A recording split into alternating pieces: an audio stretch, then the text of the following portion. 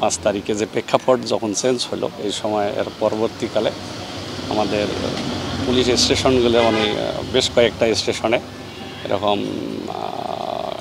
এক শ্রেণীর দুর্বৃত্তরা আগুন দেয় এবং অনেক জিনিস লুট করে নিয়ে যায়। তার মধ্যে বেশ কিছু অস্ত্র আমাদের লুট করে নিয়ে গেছে। সেগুলো পর্যায়ক্রমে এখন পর্যন্ত অনেকগুলো উদ্ধার হয়েছে, আরও কিছু এখনও মিসিং আছে।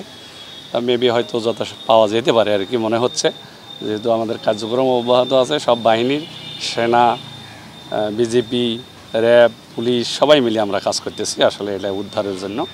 তা আশা করি হয়তো অল্প সময়ের মধ্যে এটা উদ্ধার হয়ে যাবে।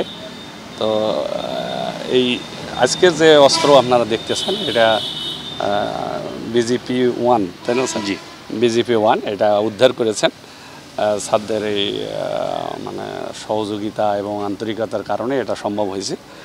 তো স্যারদেরকে আমরা বিজেপির এই যে স্যার আছেন তাদের সদস্যরা যারা এই কাজে অংশগ্রহণ করেছেন সবাইকে আসলে অনেক ধন্যবাদ। আমাদের এইখানে যেটা আমাদের কাছে আছে সেটা হচ্ছে একটা রাইফেল, চায়না রাইফেল, আর একটা শটগান এবং 4 রাউন্ড শটগানের কার্তুজ এটা উদ্ধার হয়েছে। আমরা যদিও আমার থানায় এটা আসলে মিসিং হয়নি, আমাদের এই থানায় কোনো ঘটনা ঘটে নাই, এটা আসলে বিভিন্ন থানায় এগুলো মিসিং হয়েছে। এটা আমরা পুলিশ লাইনে হস্তান্তর করব, ওরাই এটা হিসাব করে বের করবে যে এটা নাম্বারিং করা আছে, এরা কোথা থেকে কোন থানার অস্ত্র, সেখানে পরবর্তীতে তারা এটা ডেলিভারি দেবে।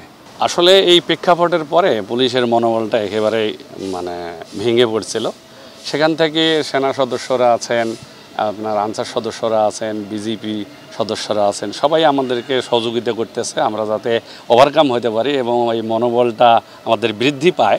সেই জন্য কিন্তু তারা সবাই আমাদেরকে সহযোগিতা করতেছেন। আমরা আসলে অনেকটাই আমি মনে করি যে আর অল্প দিনের মধ্যেই আমরা মোটামুটি নিজেদের মতো করে জনসেবা করতে পারবো।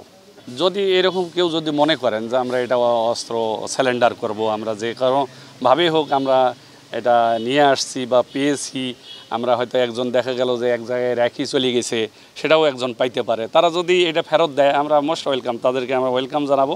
তাদের এটা নিলে তাদের বিরুদ্ধে আমরা কোনো আইনগত ব্যবস্থা নেব না। পেট্রোলিংয়ের বিষয়টা আমরা এখনও সেনা সদস্যদের সাথে পেট্রোলিংয়ে আছি। এলাকার মানুষ যেখানে যে সমস্যার কথা আমাদের কাছে মেসেজ আসতেছে, অনেকে 99-এ ফোন দিচ্ছে, আবার অনেকে ওসির নাম্বারে ফোন দিচ্ছে, অনেকে থানায় খবর দিচ্ছে যে এরকম একটা সমস্যা হচ্ছে। তো আমরা যতদূর সম্ভব এটা ওই সেনা সদস্যদের সাথে করে নিয়ে আমরা এগুলো ওভারকাম করতেছি।